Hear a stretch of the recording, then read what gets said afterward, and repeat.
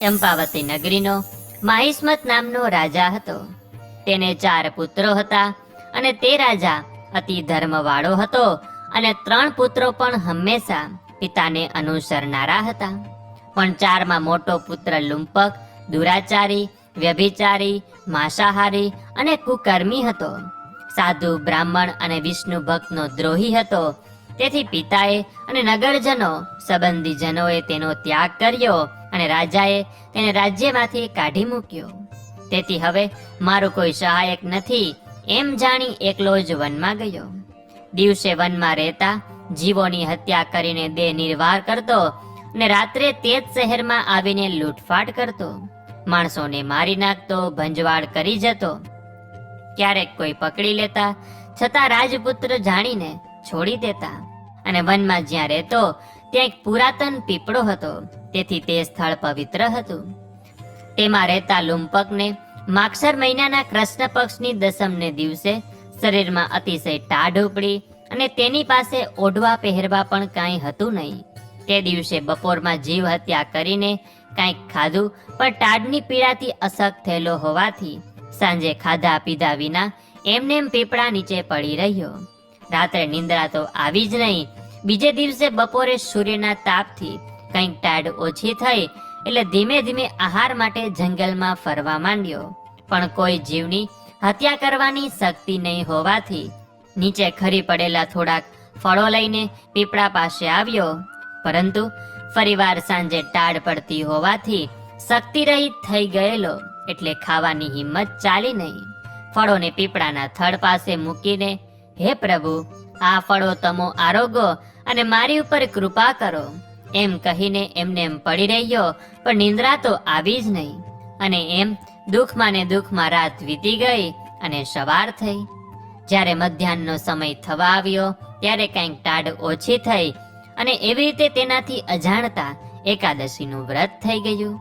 પીપળાને ભગવાનની વિભૂતિ સ્વરૂપ કહેલ છે, તેથી ભગવાને એકાદશીનું વ્રત માન્યું અને રાત્રે નિંદ્રા ન આવી તેને જાગરણ માન્યું અને ફળોને નૈવેદ્ય માનીને ભગવાન તેના ઉપર પ્રસન્ન થયા. તે પીપળાની સમીપે રહેલા ફળોને બારસને દિવસે મધ્યાહન સમય આહાર કર્યો. ત્યાં તો ત્યાં જ એક નાના પ્રકારના અલંકારોથી અલંકૃત એક દિવ્ય અશ્વ આવ્યો અને લુંપકને કહ્યું કે તારા પર એકાદશીના વ્રતની અને જાગરણ અને ભગવાનને નૈવેદ્ય ધરવાથી પ્રભુ પ્રસન્ન થયા છે. માટે મારા ઉપર બેસ અને રાજ્યમાં ચાલ અને તારા પિતા તેને રાજ્યાભિષેક કરશે.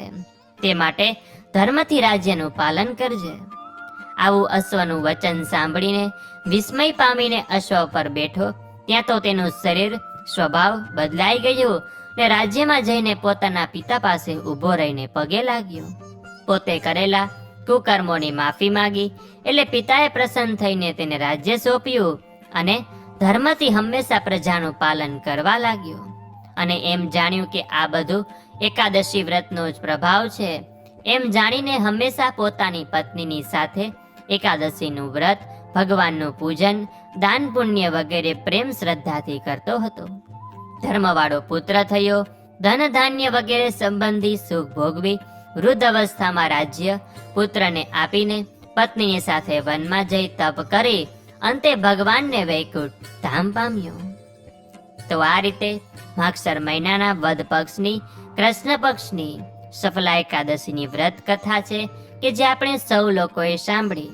અને એમાંથી આપણને એ જ શીખવા મળે, જાણવા મળે કે જાણતા અજાણતા પણ જો આપણાથી એકાદશીનું વ્રત થઈ જાય છે, ચાહે તે કોઈ પાપી હોય, દુરાચારી હોય કે અધર્મી હોય, કુકર્મી હોય, છતાં પણ ભગવાન તેના ઉપર પ્રસન્ન જરૂર થાય છે અને એકાદશી વ્રતનું પુણ્યફળ તેને આપે છે. તો આજના આ કળિયુગમાં આપણે એક દિવસ આ વ્રત કરીને ભગવાનનું પૂજન કરીશું તો ભગવાન આપણી પણ કોઈ મનોકામના હશે તે પૂર્ણ કરશે. અને નિસ્વાર્થ ભાવે એકાદશીનું વ્રત કરીશું તો તેનું પુણ્યફળ આપને કોઈક ને કોઈક દિવસે જરૂર આડું આવશે.